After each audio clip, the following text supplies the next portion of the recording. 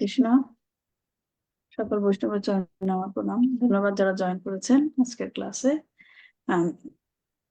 আমাদের এই সাপ্তাহিক শনিবারের ক্লাসটাতে শিল প্রভুপাদের শ্রীমদ্ ভাগবতম থেকে শিল প্রভুপাদের তাৎপর্যগুলো পড়ি এবং সেখান থেকে কিছু বোঝার চেষ্টা করি।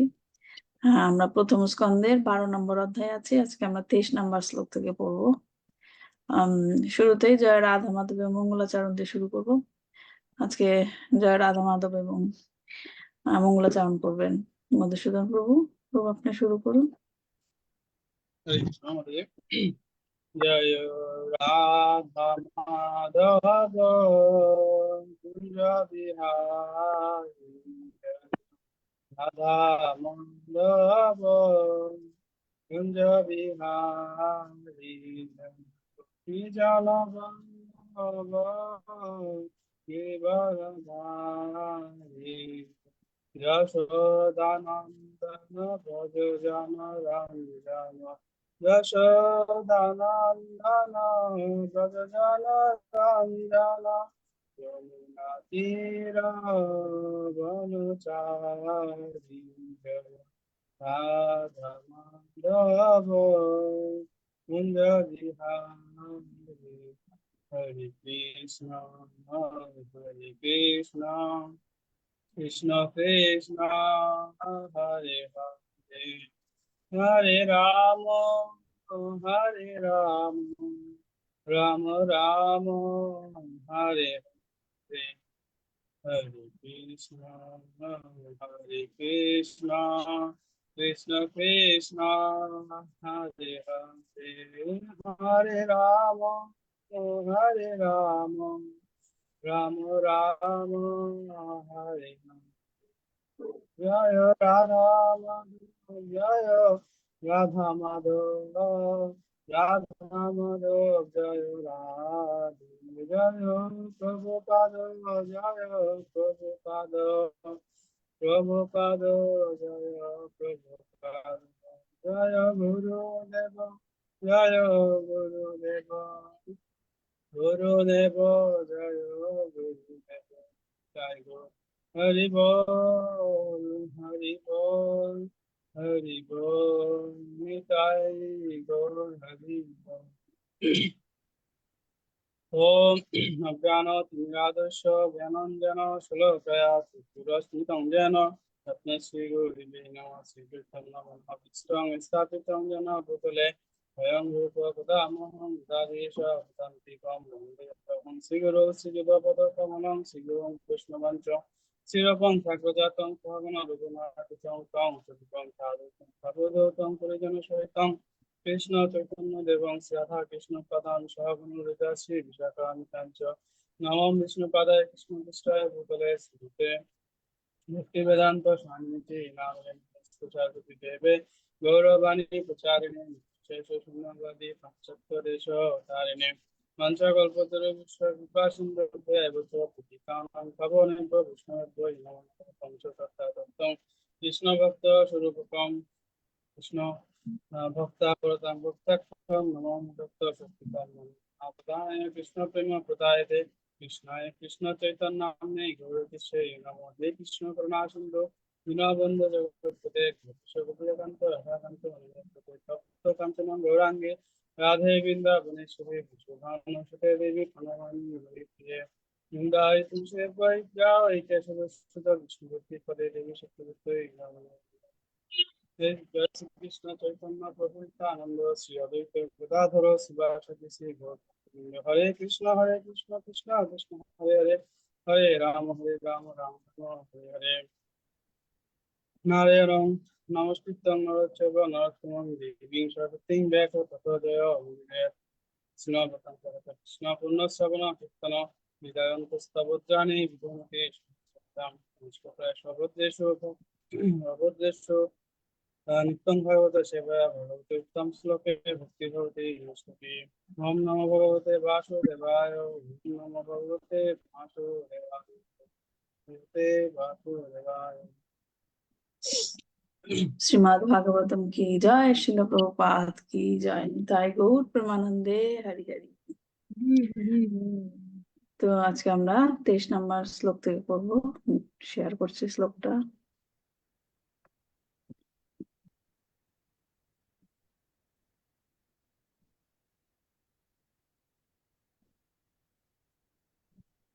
দেখা যাচ্ছে, রাইট?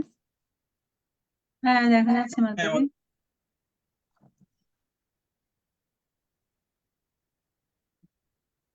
আমরা 22 নম্বর শ্লোকে পড়েছিলাম কি এখানে আসলে বেসিক্যালি 26 নম্বর শ্লোক পর্যন্ত ব্রাহ্মণেরা পরীক্ষিত মহারাজের, যুধিষ্ঠির মহারাজ জিজ্ঞেস করার পরে পরীক্ষিত মহারাজ ভবিষ্যতে কেমন হবেন সেটা বর্ণনা করা হচ্ছে, যেটা 26 নম্বর শ্লোক পর্যন্ত বর্ণনা করা হবে।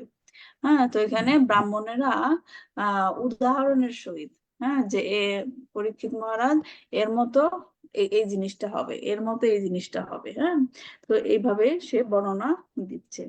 তো 22 নম্বর শ্লোকে বলেছিল কি যে শিশুটি সিংহের মতো বিক্রমশালী, হিমালয়ের মতো সুমহান আশ্রয়, ধরিত্রীর মতো ধৈর্যশীল। ধরিত্রী মা, পৃথিবী মার কথা বলা হয়েছে, ধৈর্যশীল মানে এখানে পৃথিবী মা, তার উপর কত অনাচার হচ্ছে, রাইট? কত অনাচার হচ্ছে, তাকে কত কষ্ট দেওয়া হচ্ছে, তারপরও সে ধৈর্য ধরে আমাদেরকে ধরে আছেন। হ্যাঁ, তার পিতা মাতার মতোই সহনশীল হবে।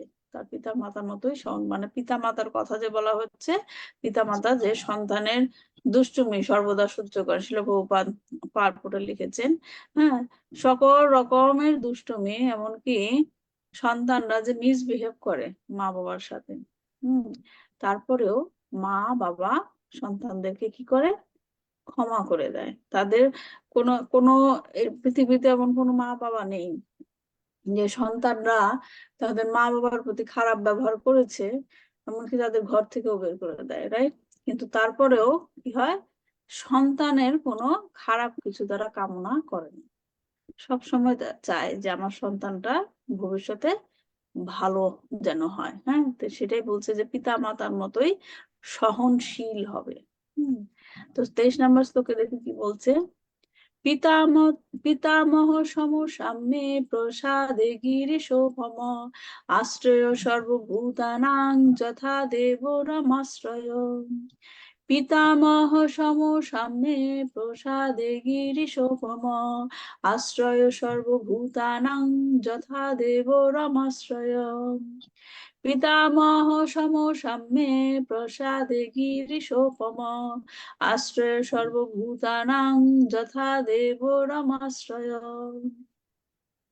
মাতাজি পড়ুন। আমি পড়বো মাতাজি। হ্যাঁ, মাতাজি পড়ুন। হরে কৃষ্ণ। সকল বৈষ্ণব চরণে আমার দণ্ডবত প্রণাম। শ্লোক 23। পিতামহ সম সাম্যে প্রসাদে গিরিশোপম আশ্রয় সর্বভূতানাং যথা দেবরমাশ্রয়। পিতামহ বা ব্রহ্মা সম তুল্য সাম্যতায় প্রসাদে দানে বা বদান্যতায় গিরিশ শিব উপম সমতুল্য আশ্রয় সমস্ত ভূতানাম জীবদের যথা যেমন দেব পরমেশ্বর ভগবান, রমাশ্রয় পরমেশ্বর ভগবান শ্রীহরি, যিনি লক্ষ্মী দেবীর আশ্রয়। অনুবাদ: এই শিশুটি মানসিক সাম্যতায় তার পিতামহ যুধিষ্ঠির অথবা ব্রহ্মার সমতুল্য হবেন। কৈলাস পর্বতের অধিপতি শিবের মতো তিনি মহাবদান্য হবেন এবং লক্ষ্মী দেবীর ও আশ্রয়স্থল পরমেশ্বর ভগবান শ্রী নারায়ণের মতোই তিনি প্রত্যেকের আশ্রয় হবেন। হরে কৃষ্ণ। ধন্যবাদ মাতাজি। শিল প্রভুপাদের তাৎপর্য করছে, শিল প্রভুপাদ কি জয়। মহারাজ যুধিষ্ঠির এবং জীবসমূহের পিতামহ ব্রহ্মা উভয়ই তাদের মনের সাম্যতার জন্য আদর্শ। হ্যাঁ, এখানে যে শ্লোকে যদি আমরা দেখি, এখানে বলছে কি পিতামহ সম। হ্যাঁ, কারোর নাম কিন্তু উল্লেখ করে দেওয়া হয়নি, পিতামহ কে। হ্যাঁ, এর জন্যই এখানে শ্রীধর স্বামীর মতে এখানে পিতামহ বলতে ব্রহ্মাকে বোঝানো হচ্ছে। কেন ব্রহ্মাকে বোঝানো হচ্ছে পিতামহ? কারণ তিনি হচ্ছেন সৃষ্টির প্রথম জীব, রাইট? সৃষ্টির প্রথম জীব হচ্ছে ব্রহ্মা। হ্যাঁ, তো শ্রীধর স্বামীর মতে এখানে পিতামহ বলতে ব্রহ্মাকে ইঙ্গিত করা হচ্ছে, কিন্তু বিশ্বনাথ চক্রবর্তী ঠাকুরের মতে পিতামহ হচ্ছেন মহারাজ যুধিষ্ঠির স্বয়ং, তাই না? মহারাজ যুধিষ্ঠির স্বয়ং। এই দুটি দৃষ্টান্তই সমান উত্তম, কেননা উভয়েই পরমেশ্বর ভগবানের প্রতিনিধি বলে স্বীকৃত। যুধিষ্ঠির মহারাজ পরীক্ষিত মহারাজের পিতামহ কেমন করে?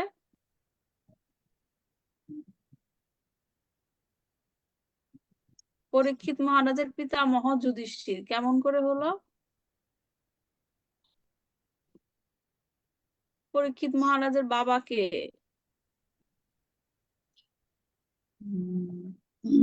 অভিমন্যু। অভিমন্যু। অভিমন্যুর সাথে যুধিষ্ঠিরের সম্পর্ক কি?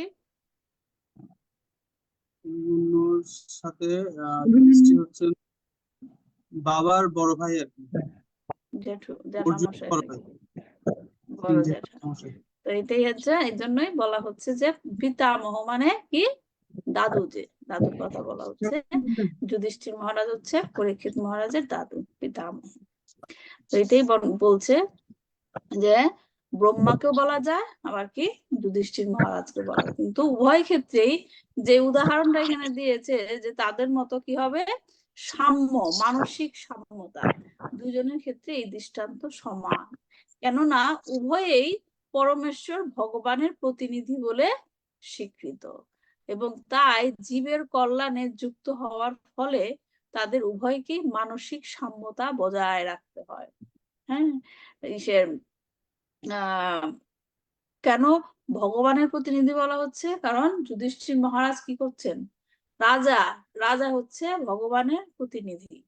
হ্যাঁ, ভগবানের সন্তানদের তিনি কি করে রাখেন? দেখাশোনা করে রাখেন। এর জন্য রাজা হচ্ছেন ভগবানের প্রতিনিধি। ঠিক সেই রকম ব্রহ্মাও ভগবানের প্রতিনিধি হিসেবে তিনি কি করছেন? এই জড় জগতের সবাইকে তিনি রক্ষা করে রাখছেন, এবং এই সমস্ত করতে গিয়ে তাদেরকে বিভিন্ন রকমের অ্যাডভার্স সিচুয়েশনে পড়তে হয়, এবং তারপরও তারা মানসিক সাম্যতা বজায় রেখে সেগুলোকে টেক কেয়ার করে। শাসন ব্যবস্থার সর্বোচ্চ দায়িত্ব সম্পন্ন ব্যক্তিকে যাদের জন্য তিনি কার্য করে থাকেন তাদেরই কাছ থেকে নানা প্রকার সমালোচনা এবং আঘাত সহ্য করতে হয়। হ্যাঁ, খুব সত্য কথা বলেছেন শুক্ল প্রভুপাদ এখানে। ভগবানের সর্বশ্রেষ্ঠ ভক্ত গোপীরা পর্যন্ত ব্রহ্মার সমালোচনা করেছিলেন। কি সমালোচনা করেছিলেন? যে গোপিকারা বলেছিলেন ব্রহ্মাজির কার্যে অসন্তুষ্ট হয়েছিলেন। হ্যাঁ, ব্রহ্মাকে বলা হয় কি, যে তিনি সৃষ্টি করেন। আসলে হচ্ছে কি, যে ভগবানই সবকিছু সৃষ্টি করেছেন, যেটাকে বলা হয় যে ক্রিয়েশন। হ্যাঁ, আর ব্রহ্মাকে কি বলা হয়? রিক্রিয়েটার। সেই জিনিসটা তৈরি ছিল, সেটাকে আবার রিক্রিয়েশন তিনি করছেন। তো ব্রহ্মাজি যখন এরকম সবকিছুই রিক্রিয়েশন করেছিলেন, তখন গোপীরা বলেছিলেন যে তোমার এই সৃষ্টি কার্যে কোন একটা খুঁত আছে। হ্যাঁ, তার কাজে অসন্তুষ্ট হয়েছিলেন। তারা কি কারণটা দেখিয়েছিলেন? কেননা এই বিশেষ ব্রহ্মাণ্ডে সৃষ্টিকর্তা রূপে তিনি তাদের চোখের পলক সৃষ্টি করেছিলেন। চোখের পাতা আমাদেরকে চোখের পাতা ফেলতে হয়, রাইট? পলক ফেলতে হয়। এই সৃষ্টিটা তোমার ভুল ছিল। কেন? যার ফলে তারা শ্রীকৃষ্ণের দর্শনে বাধা প্রাপ্ত হয়েছিলেন। পলক ফেলতে যতটুকু সময় লাগে, পলক ফেলতে চোখটা বুঝতে হয় না পলক ফেলতে, তো গোপীরা সেটাই বলছেন, সেইটুক সময় আমরা কৃষ্ণকে দেখা থেকে বঞ্চিত হচ্ছি। এর জন্য তোমার এই পলক সৃষ্টি, তোমার এটা হচ্ছে কি, তোমার কাজের খুঁত। হ্যাঁ, সেটাই বলছে যে সৃষ্ট ব্রহ্মাজি সকল কিছু সৃষ্টি করেছেন, তারপর তাকে নানা রকম সমালোচনা সহ্য করতে হয়। তারা এক পলকের জন্য তাদের প্রিয়তম শ্রীকৃষ্ণের অদর্শন সহ্য করতে পারেননি। আর দায়িত্বশীল ব্যক্তিদের সমস্ত কার্যেই যাদের সমালোচনা করার স্বভাব, তাদের সম্বন্ধে আর কি বলার আছে। তেমনি মহারাজ যুধিষ্ঠিরকে তার শত্রুদের দ্বারা সৃষ্ট বহু কষ্টদায়ক পরিস্থিতি অতিক্রম করতে হয়েছিল এবং সমস্ত পরিস্থিতিতেই তিনি তার মানসিক সাম্যতা পূর্ণরূপে বজায় রেখেছিলেন। তাই মানসিক সাম্যতার ব্যাপারে উভয় পিতামহের দৃষ্টান্তই উপযুক্ত হয়েছে। দেবাদিদেব মহাদেব শিবের কথা কি বলেছেন, যে কৈলাস পর্বতের অধিপতি শিবের মতো তিনি কি হবেন, মহাবদান্য হবেন। কি করে সেটা শিল প্রভুপাদ বলছেন, দেবাদিদেব মহাদেব যাচকদের ঈপ্সিত বরদানের জন্য বিখ্যাত, মহাবদান্য। হ্যাঁ, তিনি হচ্ছেন কি, এজন্য শিবকে কি বলা হয়, আশুতোষ, যাকে সহজে সন্তুষ্ট করা যায়। তাই তার আরেক নাম হচ্ছে আশুতোষ, এবং যিনি অতি সহজেই সন্তুষ্ট হন, অর্থাৎ যিনি অতি সহজেই সন্তুষ্ট হন, তাকে ভূতনাথও বলা হয়, অর্থাৎ তিনি হচ্ছেন সাধারণ মানুষের প্রভু, যারা তার প্রতি প্রধানত তার উদার দানের জন্যই আকৃষ্ট। মানে কাদের কথা বলা হচ্ছে, যে ম্যাটেরিয়াল জগতে যারা নাকি ম্যাটেরিয়াল জিনিসপাতি চায়, এবং তারা মনে করে যেহেতু ভগবান শিব হচ্ছে কি আশুতোষ, তাকে সহজে সন্তুষ্ট করা যায় এবং তার কাছে বর লাভ করা যায়, তারপর এই জন্য তার ভগবান শিবের প্রতি তারা পূজায় আকৃষ্ট। ভগবান শিবের আরাধনায় তারা আকৃষ্ট, কারণ তাদের মনের আকাঙ্ক্ষা নিয়ে তারা আরাধনা করে, যে আমি এইভাবে উপাসনা করলে তার কাছ থেকে কিছু পাবো। তার উদাহরণ কি দিয়েছেন, রাবণ মহাদেবের প্রতি অত্যন্ত আসক্ত ছিল রাবণ, এবং অনায়াসে তাকে সন্তুষ্ট করে রাবণ এত শক্তিশালী হয়ে উঠেছিল যে সে ভগবান শ্রীরামচন্দ্রের বিরোধিতা পর্যন্ত করেছিল। আরেকটা উদাহরণ আমরা দেখতে পাই, জরাসন্ধ। জরাসন্ধ কি ছিল, শিব ভক্ত, তাই না, এবং শিবকে সন্তুষ্ট করে তিনি মহাশক্তিশালী হয়েছিলেন। এই কারণে তিনি ভগবান শ্রীকৃষ্ণকে পর্যন্ত চ্যালেঞ্জ করেছিলেন। কিন্তু আরেকটা দিক দেখতে হবে, কারণ মহাদেব শিবও তো, তিনিও তো ভগবানের ভক্ত, রাইট? রাবণ যখন দেবাদিদেব মহাদেবের প্রভু পরমেশ্বর ভগবান শ্রীরামচন্দ্রের সঙ্গে যুদ্ধ করেছিল, তখন কিন্তু মহাদেব তাকে সাহায্য করেননি। মহাদেব বৃকাসুরকে এমন একটি বর দান করেছিলেন যা কেবল বিপজ্জনকই ছিল না, তা ছিল অত্যন্ত উৎপাদজনক। হ্যাঁ, তিনি কি বর লাভ করেছিলেন মহাদেবের কাছ থেকে, যেমন শক্তি লাভ করেছিল যে সে যদি কারোর মাথায় হাত স্পর্শ করত, তৎক্ষণাৎ সেই ব্যক্তিটি ভস্মসাৎ হয়ে যেত। হ্যাঁ, যদিও মহাদেব তাকে এই বরটি দেন, তথাপি সেই চতুর অসুর মহাদেবের মস্তক স্পর্শ করে তার শক্তির পরীক্ষা করে দেখতে চেয়েছিল।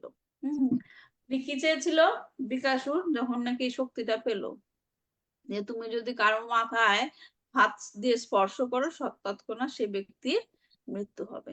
হ্যাঁ, এবং এর আগে বৃকাসুর জেনেছিল যে মহাদেবের স্ত্রী, পত্নী যিনি, তিনি খুব সুন্দরী। হ্যাঁ, তো তার মনে তো লালসা ভরা, না, বৃকাসুর লালসা ভরা। তখন তার মাথার মধ্যে এই বুদ্ধিটা হলো যে কাউকে তো যেহেতু আমি বরটা লাভ করেছি, এখন আমার বরটাকে কি করতে হবে, টেস্ট করতে হবে আসলেই কাজ করে কিনা। তখন তার মাথায় এরকম বুদ্ধি হলো যে কেননা আমি মহাদেবের মাথায় হাত দিই, তাহলে মহাদেব মাথায় হাত দিলে মহাদেব তিনি ধ্বংস হয়ে যাবেন এবং তিনি তার পত্নীকে লাভ করতে পারবেন। দেখুন, কয় না, ঘর কেটে কি বলে, শত্রুকে ঘরে আনা, না, যার কাছ থেকে তিনি বল লাভ করলেন তাকেই তিনি এখন ধ্বংস করতে চাচ্ছেন। হ্যাঁ, এইরকম মহাভারত শ্রীমদ ভাগবতে সব উদাহরণ দেওয়ার মানে কি, এগুলো এখন কলিযুগে ঘরে ঘরে। কাউকে উপকার করবেন, তারপর তার কাছ থেকে সেই উপকারের ফল হিসেবে তার কাছ থেকে শুধু ক্ষতিই পাবেন। এখন ঘরে ঘরে এরকম। হ্যাঁ, মহাভারতের যখন এই কাহিনীটা হচ্ছিল, মহাভারতের সময়, তখন শ্রীকৃষ্ণ বলেছিলেন যে এটা এক পরিবারের মধ্যে হচ্ছে মহাভারতে, না ভাই ভাই যুদ্ধ, কলিযুগে ঘরে ঘরে হবে, ঘরে ঘরে হবে। হ্যাঁ, তো সেটাই আর কি, সব যে লীলা বর্ণনা করা হয় শ্রীমদ্ ভাগবতে, সবকিছু থেকে আমাদের শিক্ষা। এমনকি দেখেন এই শ্রীমদ্ ভাগবতে যে এখন পরীক্ষিত মহারাজের বিভিন্ন গুণাবলীর কথা বর্ণনা করা হচ্ছে যে তিনি এইরকম হবেন এইরকম হবেন না, অথচ আমরা প্রথম স্কন্ধের প্রথম অধ্যায়ে আমরা দেখেছিলাম সেখানে বলা হয়েছিল এই কলিযুগের মানুষের গুণাবলী। কলিযুগের মানুষ কি করবে, মানে সব সময় কলহতে থাকবে, ঝগড়াঝাটিতে থাকবে। নিজের ফ্যামিলির কথাই চিন্তা করেন, নিজের ফ্যামিলি, তার ফ্যামিলির মেম্বারদের মধ্যেই কত কি মনোমালিন্য হয়, সবকিছু মিলে যায় না।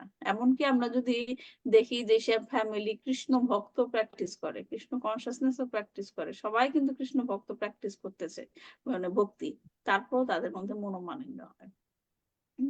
তো এগুলা থেকে শিক্ষা যে কলিযুগে এগুলা হবেই, কিন্তু উপায় কি, আমাদের আমাদের ওয়ান পয়েন্টের টার্গেট থাকতে হবে।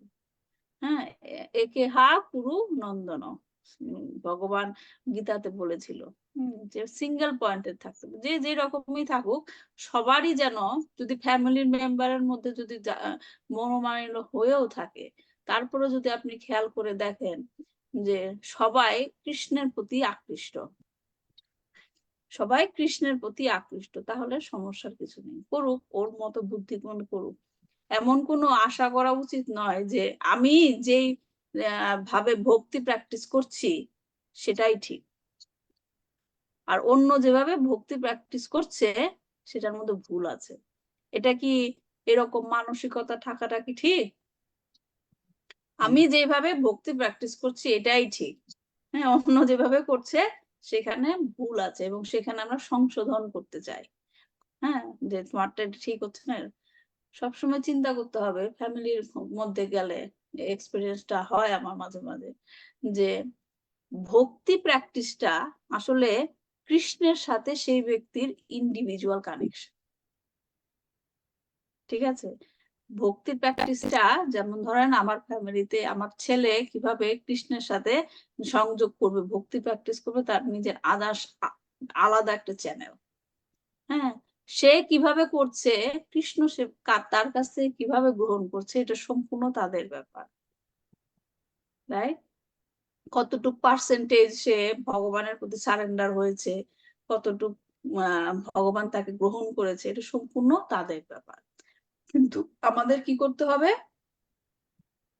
আমাদের কি করতে হবে, সেটাকে করে দিতে হবে, যাতে অ্যাগ্রাভেট করে দিতে হবে, তাকে সুযোগ করে দিতে হয় যেন সে কৃষ্ণ ভক্তিটা সুন্দর করে প্র্যাকটিস করে। হ্যাঁ, তো যাই হোক, আমাদের যেটা পড়ছিলাম, বৃকাসুর, বৃকাসুর কি করলো, যার কাছ থেকে বর পেলো তাকে এখন ধ্বংসের চিন্তা করছে। হ্যাঁ, এরকম একটা গল্প আমরা পড়েছিলাম না, যে সিংহ না বাঘ জালে আটকে পড়ে গেছিল, তাই না? জালে আটকে পড়ে গেছিল, তখন ইঁদুর এসেছিল কাছে। হ্যাঁ, ইঁদুর এসেছিল কাছে, তখন ইঁদুর দাঁত দিয়ে, মানে ইঁদুরকে সে সিংহ খুব মানালো, এবং ইঁদুর সে দাঁত দিয়ে সেই জালের নেটটা কেটে দিল এবং সিংহকে কি উদ্ধার করলো। এবং উদ্ধারের পর সিংহ কি করতে চাইলো, সেই ইঁদুরকেই খেয়ে ফেলতে চাইলো, মানে যে সাহায্য করলো তাকে মেরে ফেলতে চাইলো। এরকমই এখানে আমরা দেখছি বৃকাসুর বর লাভ করলো শিবের কাছ থেকে এবং শিবকে সে এখন মেরে ফেলতে চাইছে।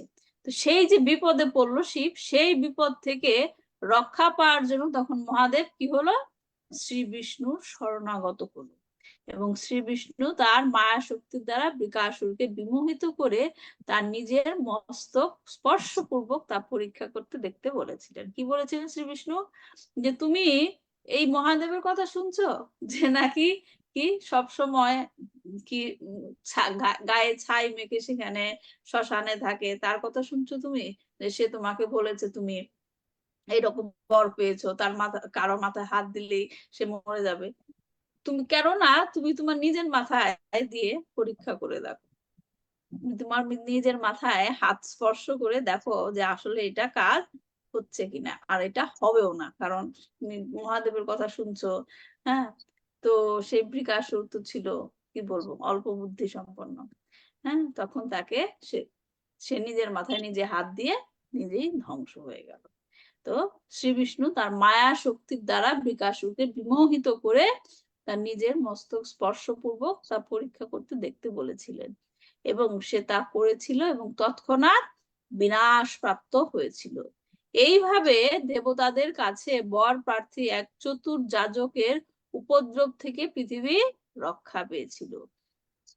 আসল কথা হচ্ছে যে শিব কখনো কাউকে বরদান করতে অস্বীকার করেন না, তাই তিনি সব চাইতে উদার, যদিও তার ফলে কখনো কখনো ভুল হয়ে থাকে।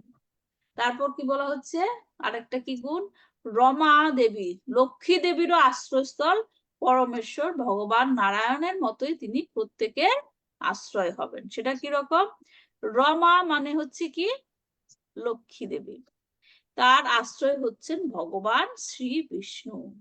হ্যাঁ, ভগবান বিষ্ণু সমস্ত জীবের পালক। অসংখ্য জীব রয়েছে কেবল এই পৃথিবী পৃষ্ঠেই নয়, অন্যান্য শত সহস্র লোকেও। আত্মজ্ঞান লাভের পথে অগ্রসর হওয়ার জন্য তাদের সমস্ত সুযোগ সুবিধা প্রদান করা হয়, কিন্তু তারা যদি ইন্দ্রিয় তৃপ্তি সাধনের পথে চলতে চায় তাহলে তাদের নানা রকম দুঃখ দুর্দশার সম্মুখীন হতে হয়।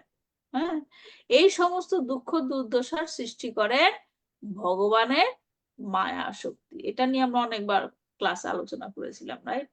মহামায়া, তারপর কি যোগমায়া। হ্যাঁ, তখন তারা অর্থনৈতিক উন্নতি সাধনের ভ্রান্ত পরিকল্পনার মার্গে বিচরণ করেন।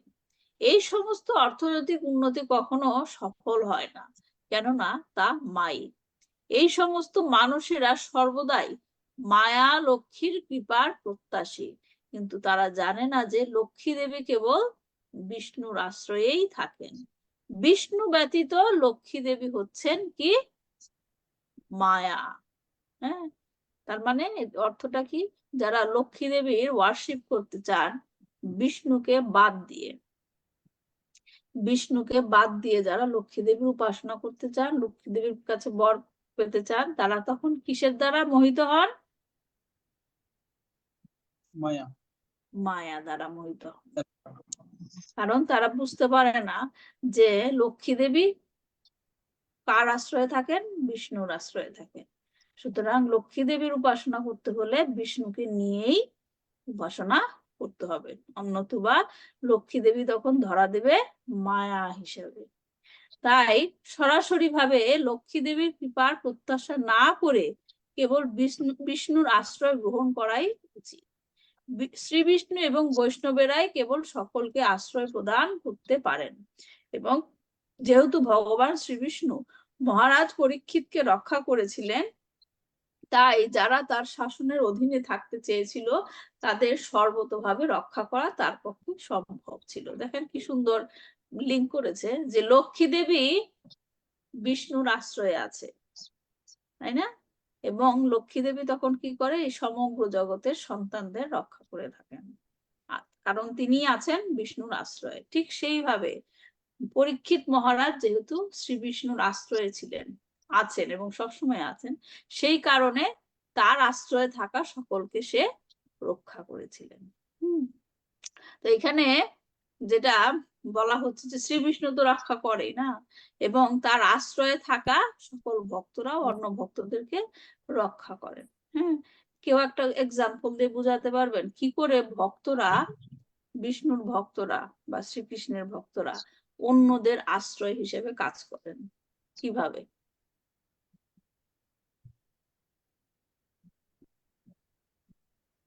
বুঝাতে পারবেন একটু, ভক্তরা কিভাবে অন্যদের আশ্রয় হিসেবে কাজ করেন, যেমন পরীক্ষিত মহারাজ এখানে করবেন আর কি?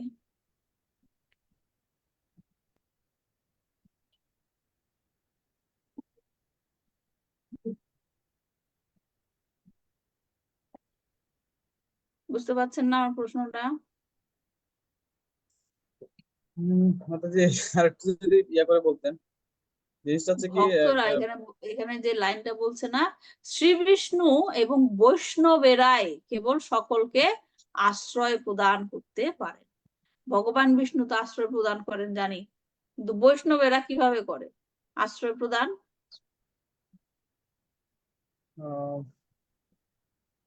দয়ার মাধ্যমে, মানে মানে কি জীবদের কি উপর যে, কাজটা, হ্যাঁ কিভাবে আর কি? মানে তার কল্যাণ, যেটা তার আহ, জীবনের যে কল্যাণটা, মানে জীবনকে সার্থক করার জন্য তার যে জীব হিসেবে জন্ম নিছে, সেই জীবের যে সর্ব কল্যাণ, যেটা সে কল্যাণটাই বৈষ্ণবরা ওনার করে থাকেন। যেটা হুম আহ যেটার মাধ্যমে সে তার এই আধ্যাত্মিক জীবনটাকে উন্নতি করতে পারে, এবং সে জীব জন্ম মৃত্যু থেকে সে বন্ধন থেকে মুক্ত হতে পারে। এই ধরনের হ্যাঁ কল্যাণ বৈষ্ণব সাধন করতে পারে, হ্যাঁ যার সে- মাধ্যমে মানে জীবটা বৈষ্ণবদের আশ্রয় নিতে পারে, হ্যাঁ করতে পারে। এটি হলো কথা, যে বৈষ্ণবেরা এইভাবে অন্যদেরকে আশ্রয় দিয়ে সাহায্য করে। যারা ভুলে গেছে ভগবানের, যে তারা ভগবানের সন্তান, তাদেরকে বৈষ্ণবরা এই জ্ঞানটা দিয়ে থাকেন। হ্যাঁ, এবং সবচেয়ে বড় এক্সাম্পল যেন শিল প্রভুপাদ কি করেছেন, সারা বিশ্বে জ্ঞান প্রচারের আগে কি প্রচার করেছেন? ভগবত গীতার জ্ঞান প্রচারের আগে কি প্রচার করেছেন তিনি? হরিনাম। সকলকে কি হরিনামের আশ্রয়ে রেখেছেন, কারণ তিনি জানতেন এই হরিনামই হচ্ছে সকলকে উদ্ধারের উপায়। হ্যাঁ, তো এইভাবেই বৈষ্ণবেরা সমস্ত জীবকে উদ্ধার করে থাকেন, আশ্রয় দিয়ে থাকেন। ঠিক আছে, তো এখানে তিনটা ক্যারেক্টার কোয়ালিটির কথা বলা হলো, যে তার কি থাকবে, মানসিক সাম্যতা এবং কি মহাবদান্য, এবং কি নারায়ণের মতো আশ্রয় পরীক্ষিত মহারাজ হবেন। তারপরের শ্লোকটা দেখি। সর্বসদ গুণ মাহাত্মে এস কৃষ্ণ মনুব্রত রন্তি দেব ইবাদার যজাতিরিব ধার্মিক। অর্চনা মাতাজি আছেন? হরে কৃষ্ণ মাতাজি, দণ্ডবত প্রণাম। হ্যাঁ, আছি। পড়ুন 24 নম্বর শ্লোকটা।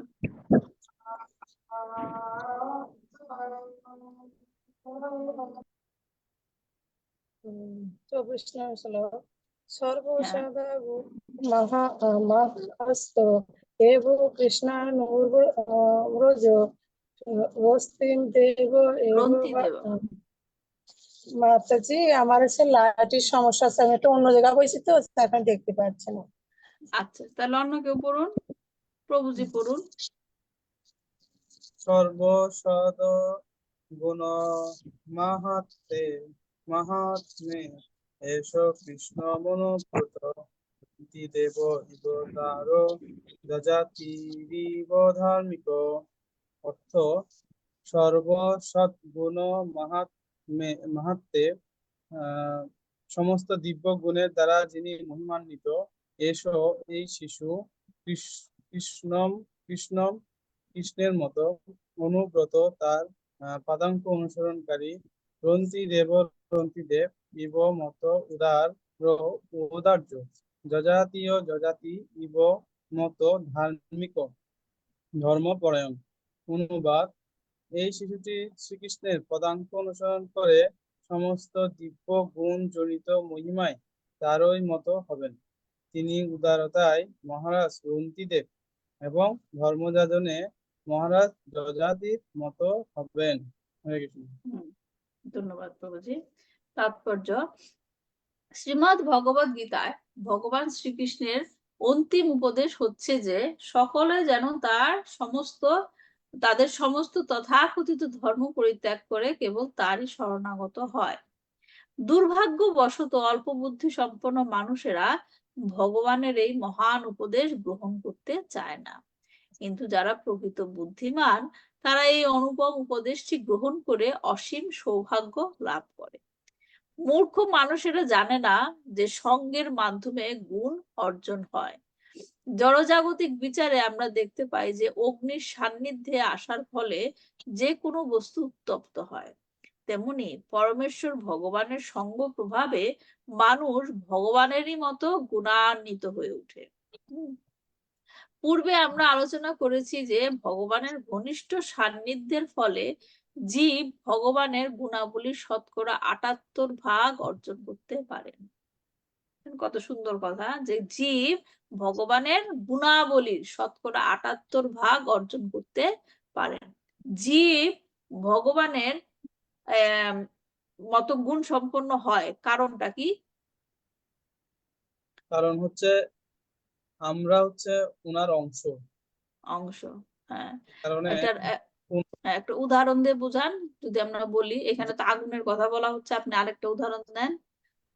যেমন সমুদ্রের হ্যাঁ। জলের যে লবণাক্ততা, সেটা যদি আমি বাটি করেও নিয়ে আসি, সেখানে তার হুম, সেই লবণাক্ততার গুণাবলীটা থাকবে, তবে সেখানে গুণাবলী থাকে। পরিমাণগত ভিন্নতা থাকতে পারে। ওনার হুম, সমুদ্রের যে বিশাল পরিমাণ, আর বাটিতে আমি স্বল্প পরিমাণ লিমিটেড আমার কি পানি নিয়ে আসতে পারবো, বা আমার গুণাবলী ওই লিমিটেডের মধ্যে থাকবে। হ্যাঁ, তো কিন্তু সেই গুণগুলো আমার মধ্যে প্রকাশিত আছে, তবে লিমিটেড ভাবে, কি হবে? সীমিত আকারে আমার মধ্যে হ্যাঁ। সেই গুণগুলো আছে। তাহলে আমরা কেন তাহলে যারা জড়জগতে আছে সবাই কেন ভগবানের মতো সেরকম গুণাবলী প্রদর্শন করতে পারে না? কারণ মায়ার দ্বারা আবৃত আমরা, এই জড়জগতে যারা আমরা জন্মগ্রহণ করি, মায়ার মাধ্যমে আমরা সেই যে গুণগুলো আমাদের আছে সেগুলো বিকৃত হয়ে যায় মায়ার কারণে। যেমন যেটা তাহলে আমরা আমাদের, মায়ার প্রভাবে এটা হয়, রাইট বুঝি? মায়ার হ্যাঁ, প্রভাবটা কেন পড়ে আমাদের উপর? আহ, কারণ আমরা ভগবানের প্রতি শরণাগত না। কারণ আমরা নিজেদেরকে মনে করি আমি সবকিছু করছি, এই ভাবটার কারণেই আমরা মায়ার দ্বারা আকৃষ্ট হই। যে আমি যে কর্ম করতেছি, উপার্জন করছি, সেগুলো আমার মাধ্যমে হচ্ছে, বা আমি করছি কর্তা, যার কারণে ভগবানের নিকট আমরা শরণাগত হতে পারি না এবং মায়ার দ্বারা আকৃষ্ট হয়ে পড়ি। যেটা আমরা আগের শ্লোকে দেখলাম, যে লক্ষ্মী দেবী, হ্যাঁ, কি হবে, মহামায়ার মতো, সরি, যোগমায়ার মতো কাজ করবে। যখন আমরা যোগমায়ার মতো কাজ করবে মানে যোগমায়া কি করে? ভগবানের সাথে আমাদের সংযুক্তি বিধান করে, ভগবানের সাথে আমাদের কানেক্ট করিয়ে দেয়। সেই লক্ষ্মী দেবী যোগমায়ার মতো কাজ করবে যখন তিনি ভগবানের সহিত আমরা তাকে কি করব? ওয়ার্শিপ করব। কিন্তু যখন আমরা ভগবানকে ভুলে গিয়ে নিজেই নিজেকে কর্তা মনে করি, যে আমি সব অর্জন করব, আমি করব, আমি সব কি ইন্দ্রিয় তৃপ্তি সাধন করব, আমি ভোগ করব, তখনই কি হয়? মহামায়ার দ্বারা আবৃত হয়ে যায়।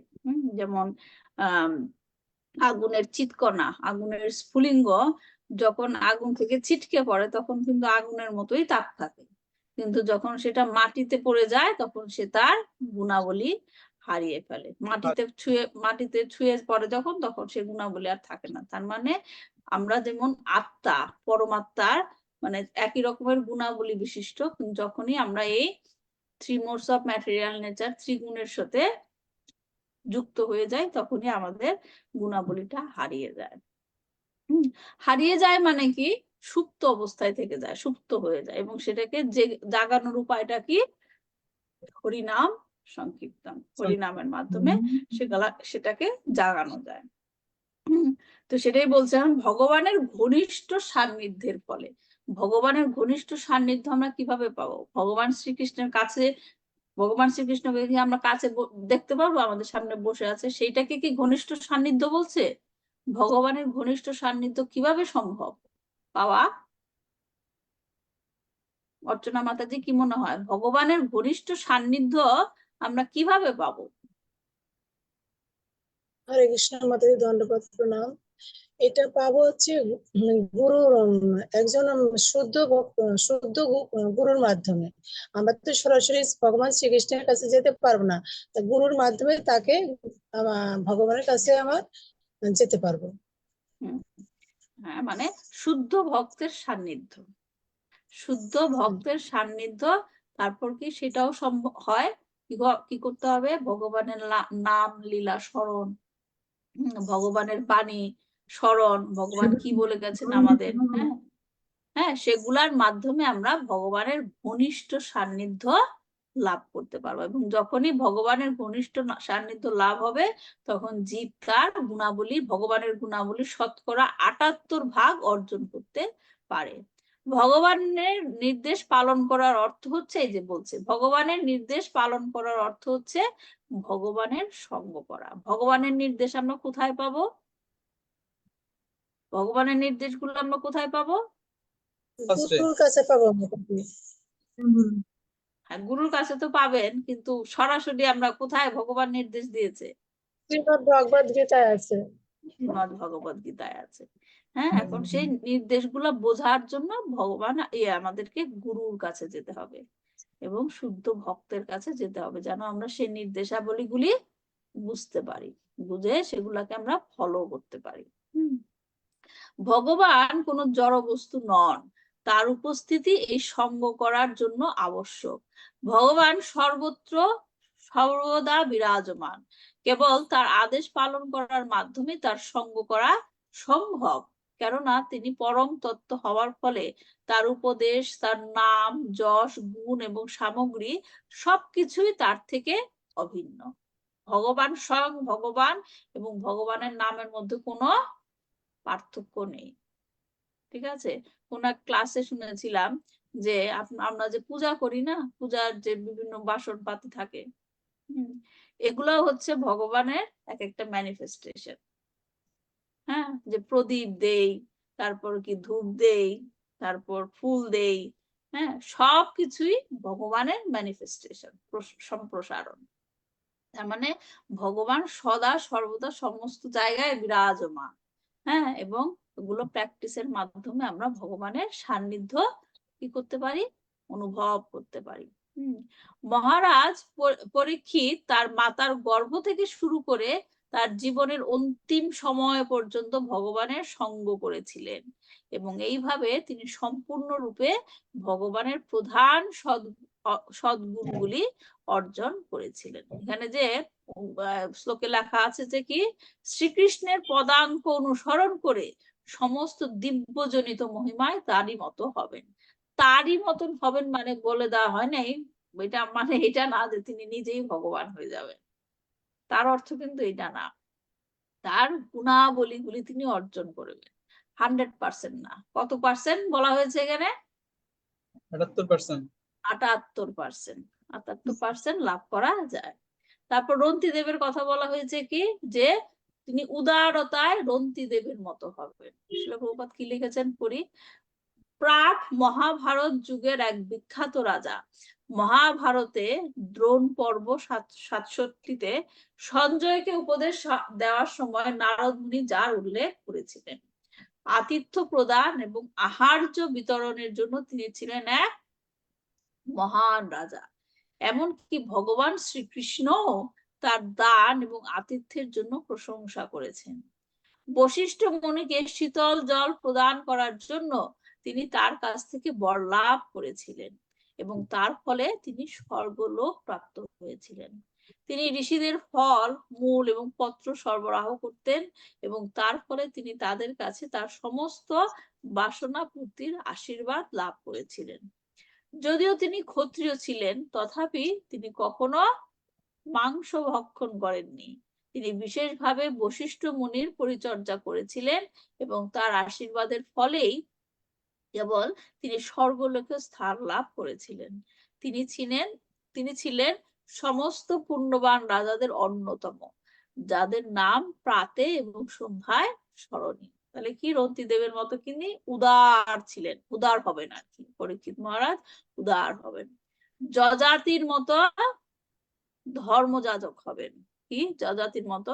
এই পৃথিবীর এক মহান রাজা এবং বিশ্বের সমস্ত মহান আর্য ও ভারতীয় ইউরোপীয় গোষ্ঠীর সমস্ত মহান রাষ্ট্রগুলির আদি পূর্বপুরুষ। তিনি ছিলেন মহারাজ নহুষের পুত্র এবং তার জ্যেষ্ঠ ভ্রাতা মুক্ত মহাত্মায় পরিণত হওয়ার ফলে যজাতি পৃথিবীর সম্রাট হয়েছিলেন।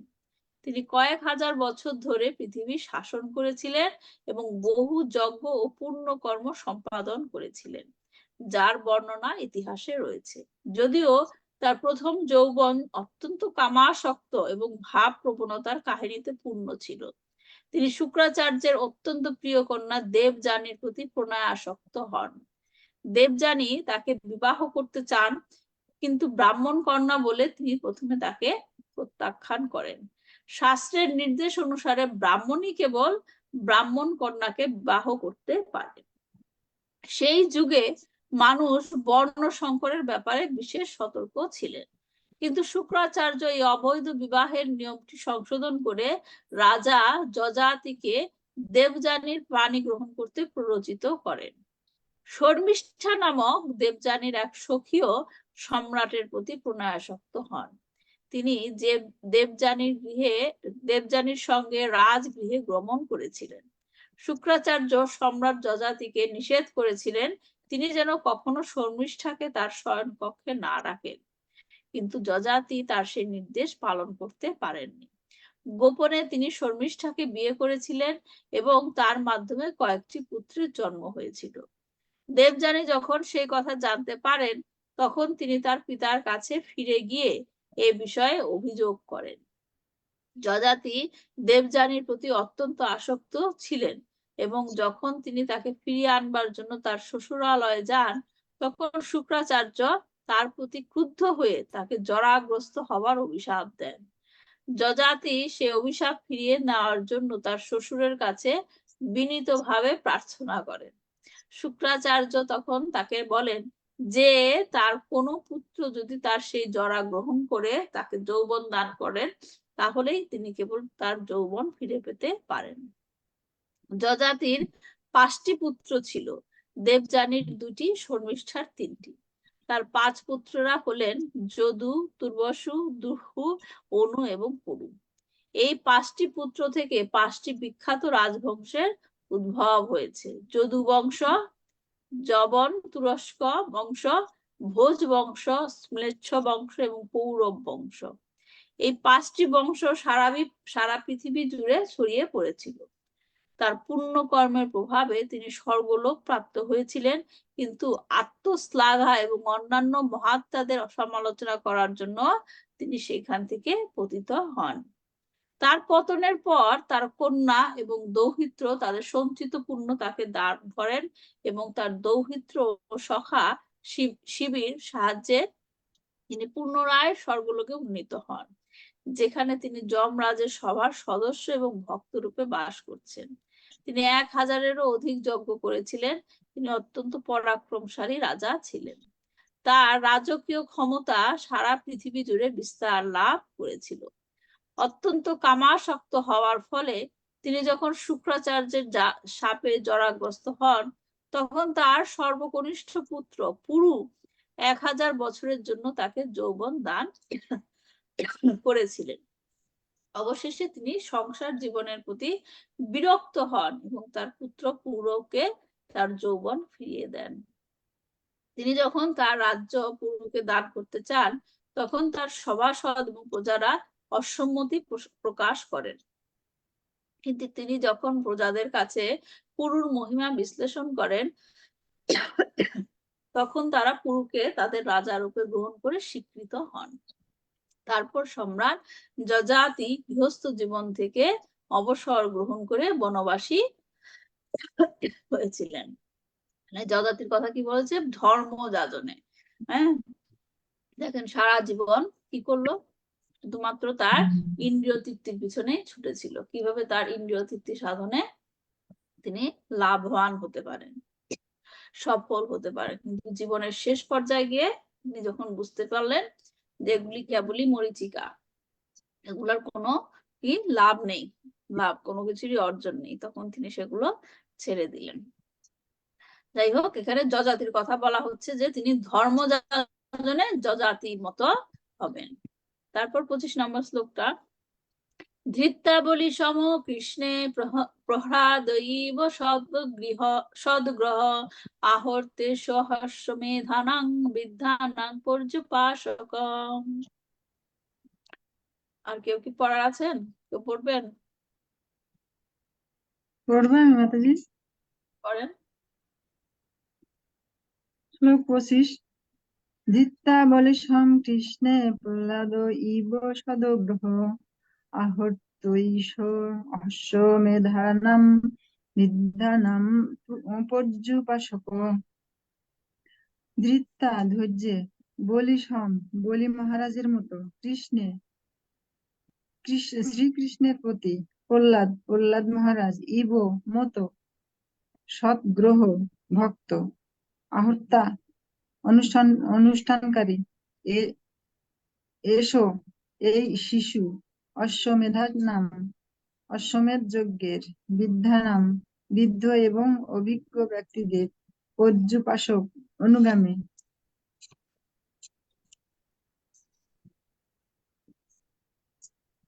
অনুবাদ: এই শিশুটি ধৈর্যে বলি মহারাজের মতো হবেন, প্রহ্লাদ মহারাজের মতো নৈষ্ঠিক কৃষ্ণ ভক্ত হবেন, বহু অশ্বমেধ যজ্ঞ অনুষ্ঠান করবেন এবং বৃদ্ধ ও অভিজ্ঞ ব্যক্তিদের অনুগমন করবেন। হরে কৃষ্ণ। ধন্যবাদ মাতাজি। কি বলি মহারাজের মতো কি হবে? ধৈর্যশীল হবে।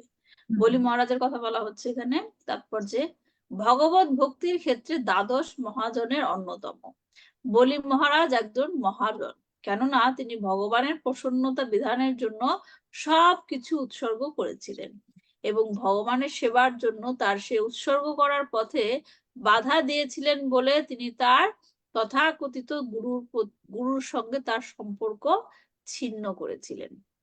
এখানে অনেকে বলে যে গুরুর আদেশ পালন করা হচ্ছে, আমাদেরকে এটাই শেখানো হয় না, গুরুর আদেশ পালন শিরোধার্য।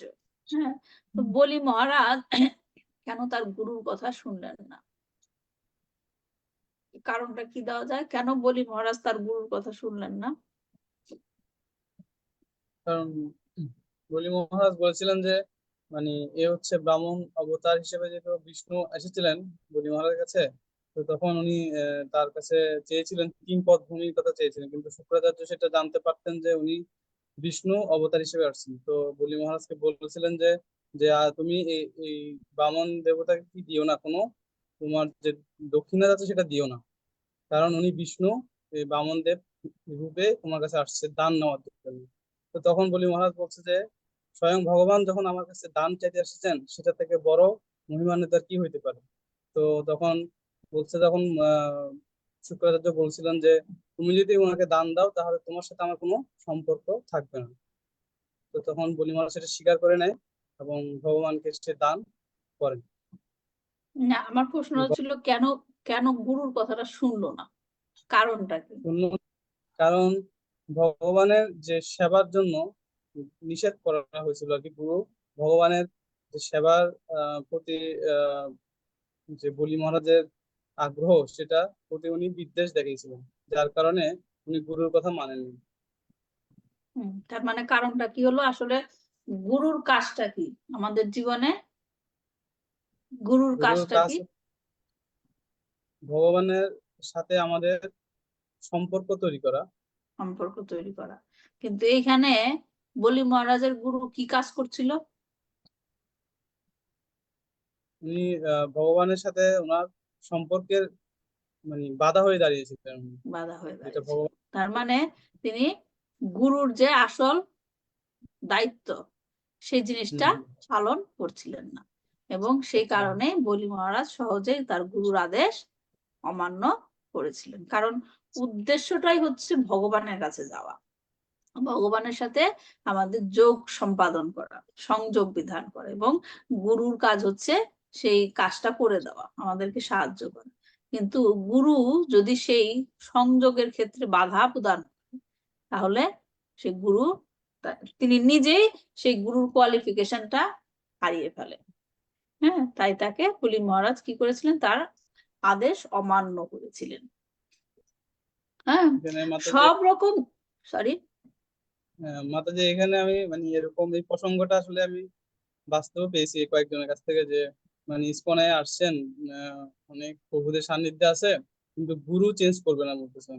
মানে আমাদের জগতে স্বামী মহারাজ যে ইসকনের যে গুরুগুলো আছেন ওনাদের থেকে দীক্ষা নেবেন না। তো তখন এই উদাহরণটা আসলে জানতাম না, জানলে তো শেয়ার করতে পারতাম যে আসলে গুরু পরিবর্তন করা যায় যদি সেটা কৃষ্ণের প্রতি উনার যদি বাধা উৎপন্ন করে, তাহলে গুরুও পরিবর্তন করা যায়, কিন্তু অনেকে মানে এটা করতে চায় না। গুরু কিভাবে পরিবর্তন করবো আমি? দেখ, গুরু থেকে আমি দীক্ষা নিয়েছি, এটা মানে প্র্যাকটিক্যালি আছে এটা। হুম। হ্যাঁ, হ্যাঁ, অনেকে আবার গুরুরা যদি আসলে বুঝতে পারে তার আসল উদ্দেশ্যটা কি, তার এমন একটা ডিসিশন সে যদি দেয় যে তার শিষ্যের বা শিষ্যার ভগবানের ভক্তির পথে অগ্রসর হওয়া যায়, তখন সে ঠিকই পারমিশনটা দেয়।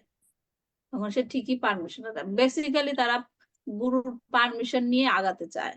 হ্যাঁ, কিন্তু গুরু যদি সেই জিনিসটা না বুঝে, পারমিশনটা দিতে না পারে, তখনই তারা কি হয়, সেই দ্বন্দ্বটার মধ্যে পড়ে যায়, আমি কোনটা করব। আসলে কি আমার মানে তাদেরও, এটা আমি ভুল বলবো না তাদের ধারণাটা, কারণ ক্লিয়ার কনসেপশন না নিলে তো ডিসিশন নেওয়া যায় না। এই জন্য না, তাদের মধ্যে কি হয় যে দীক্ষা নেওয়ার ফোর্স করার থেকে তাদের মধ্যে আগে জ্ঞানটা দিতে হবে। যেমন ধরেন, ভগবত গীতায় কৃষ্ণ পুরা ভগবত গীতাটা বলেছেন অর্জুনকে, কিন্তু ভগবান কি বলেছেন অর্জুন তুমি এইটাই করো? না, ভগবান কি এটা বলেছে একবারও? ভগবানের বলেন। উদ্দেশ্যটা কি ছিল? তার মধ্যে মানে যেহেতু অর্জুন প্রথমে বলছে কার্পণ্য দোষ পহাত সব ইচ্ছামি ধর্ম সংগ্রহ চেতা, মানে আমি এখন ধর্ম সংকটে পড়েছি, কি করব, আমি ডিসিশন নিতে পারছি না। হম কেন ডিসিশন নিতে পারছিল না? কারণ তার মধ্যে ডিসিশন নেওয়ার মতো পর্যাপ্ত জ্ঞানটা ছিল না। তাই তখন ভগবান শ্রীকৃষ্ণ কি করলেন, পুরা ভগবত গীতার মাধ্যমে তাকে জ্ঞান প্রদান করলেন। এখন তোমাকে আমি জ্ঞানটা দিয়েছি, এখন তুমি সেই জ্ঞানের আলোকে নিজে ডিসিশন নাও, কি করবে কি তুমি, করবে? কি করবে তুমি। হ্যাঁ, কেন ভগবান সেরকম ভাবে ফোর্স করে না? কারণ প্রত্যেকটা জীবের মধ্যে ভগবান একটা কি দিয়েছেন, ফ্রি উইল, স্বতন্ত্রতা অল্প করে, যেটার মাধ্যম দিয়ে তুমি সৎ ব্যবহার করে আমার কাছে চলে আসতে পারো, অথবা সেটা অপব্যবহার করে তুমি আমার থেকে দূরে চলে যেতে পারো। দূরে। হ্যাঁ, তো এই কারণে ফোর্স করে দেন, ভগবান এটাও শিক্ষা দিয়েছেন, কাউকে ফোর্স করে কোনো কিছু করানো মানে উচিত না, ঠিক না? তাতে কি হবে যে ওই যে তাদেরকে জ্ঞান দিতে হবে। এই যেমন ধরেন কোভিড টাইমে আমাদের ইসকনে গুরুবর্গরা কি শিখিয়েছেন, যে সদা সর্বদা ভগবানের স্মরণ, তিনি রক্ষা করবেন। হ্যাঁ, কিন্তু যারা নাকি এই জিনিসটা বুঝতে পারেনি, কিন্তু আমাদের ফ্যামিলি মেম্বার, হ্যাঁ, তারা বুঝতে পারেনি কিন্তু আমাদের ফ্যামিলি মেম্বার, তাদের কি হবে, তাদের কি উপায় হবে? হ্যাঁ, এটা ভক্তিচারু মহারাজকে জিজ্ঞেস করা হয়েছিল তাদের জন্য আমরা কি করব। তখন কি বলেছিল ভক্তিচারু মহারাজ, বলেছিল যে যেহেতু তুমি তাদের ফোর্স করে জিনিসটা করাতে পারবে না, তাদের মধ্যে জ্ঞানটা নেই যে এই বিপদে পড়েছে, বিপদ থেকে উদ্ধারের উপায় কেবলমাত্র ভগবানের স্মরণে যাও। হ্যাঁ, যেহেতু তারা ওটা বুঝতে পারে না, তুমি বললেও বুঝবে না, তাহলে আমাদের কি করা উচিত? ভগবানের কাছে প্রার্থনা করা উচিত, ভগবান ওদেরকে এই জ্ঞানটা দাও, ভগবান তুমি ওদেরকে এই জ্ঞানটা দাও যেন তোমার স্মরণে যেতে পারে। ইনডাইরেক্টলি হেল্প, বুঝতে পারছেন? হেল্প আপনি করছেন কিন্তু ইনডাইরেক্টলি। হ্যাঁ, তো সেই রকম এখানে যারা নাকি আপনি যে প্রসঙ্গটা তুললেন, যে গুরু পরিবর্তন করতে চায় না, তাদেরকে ফোর্স না করে তাদেরকে জ্ঞানটা দিতে হবে, যে জ্ঞানের মাধ্যমে তারা নিজেরাই ডিসিশন নেবে যে কোনটা আমার জন্য ভালো, কোনটা আমাদের সঠিক পথ, কোন পথে আমাদেরকে যাওয়া উচিত। হ্যাঁ, শুক্রাচার্যের এই উদাহরণটা আসলে মানে উপকার করে আর কি। তারপর যাই হোক, কি বলছে যে বাধা ছিন্ন করেছিলেন, সব রকম জাগতিক দায় দায়িত্বের বন্ধন থেকে মুক্ত হয়ে ভগবানের প্রতি অহৈতুকী ভক্তি লাভ করাই হচ্ছে ধর্ম জীবনের সর্বোচ্চ সিদ্ধি। ভগবানের সন্তুষ্টি বিধানের জন্য বলি মহারাজ সবকিছু ত্যাগ করতে বদ্ধপরিকর ছিলেন, এবং তিনি কোন রকম বাধা বিপত্তি গ্রাহ্য করেননি। তিনি ছিলেন আরেকজন মহাজন প্রহ্লাদ মহারাজের পৌত্র। বলি মহারাজ এবং বামন দেবের কাহিনী শ্রীমদ ভাগবতের অষ্টম স্কন্ধে বর্ণনা করা হয়েছে। এখান থেকে আমরা আজকে এই পর্যন্ত পড়বো। তো এখানে দেখেন আরেকটা জিনিস খেয়াল করার মতো, যেটা আমরা সবসময় বলি, যে বংশের কেউ যখন কৃষ্ণ ভক্ত হয়, রাইট, বংশের কেউ যখন কৃষ্ণ ভক্ত হয়, শুদ্ধ ভক্ত, তার নেক্সট 10 জেনারেশন না 14 জেনারেশন আমার মনে নেই, তার নেক্সট এবং পূর্ব জেনারেশন সবাই মুক্তি পেয়ে যায়। তো এখানে আমরা একটা লিঙ্ক দেখছি যে প্রহ্লাদ মহারাজ এবং বলি মহারাজ, প্রহ্লাদ মহারাজ এবং বলি মহারাজ তারা হচ্ছে কিন্তু একই বংশের। এবং যেহেতু প্রহ্লাদ মহারাজ শুদ্ধ ভক্ত ছিলেন, বলি মহারাজও ভগবানের ভক্ত, হ্যাঁ, কিন্তু তার মাঝে মাঝে যেমন ধরেন যে শুক্রাচার্যের আন্ডারে থেকে তিনি অনেক কিছু করেছেন, অনেক কাজ করেছেন, কিন্তু তারপরও ভগবান তাকে রক্ষা করে রেখেছেন। শেষ মুহূর্তে এসে তিনি নিজে এসে বলি মহারাজকে রক্ষা করেছেন। কেন?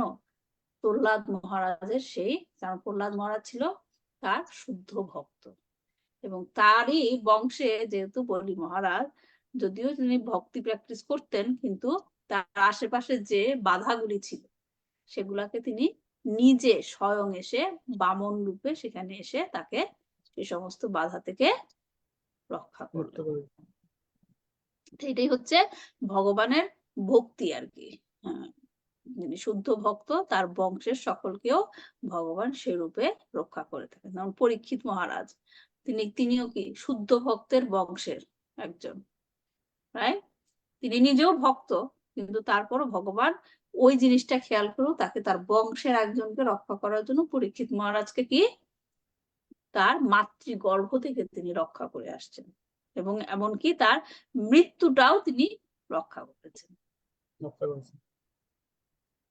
ঠিক আছে, আজকে 9টা বেজে গেছে, এ পর্যন্তই থাক। নেক্সট উইকে আমরা আশা করব বাকি মানে 26 পর্যন্ত একটা পার্ট সেটা শেষ হবে, এবং 27 থেকে আমরা আবার শুরু করব। ভালো থাকবেন সবাই, তাহলে নেক্সট উইকে আবার দেখা হবে। শ্রীমদ্ ভাগবতম কি জয়, শিল প্রভুপাদ কি জয়, তাই গৌর প্রেমানন্দে হরি হরি বল। মঞ্চকল্পতরুভ্যশ্চ কৃপা সিন্ধু ভৈবচ পতিতানাং পাবনেভ্যো বৈষ্ণবেভ্যো নমো নমঃ। সবার রথযাত্রা শুভ হোক। জয় জগন্নাথ, বলদেব সুভদ্রা মাই কি জয়। হরে কৃষ্ণ।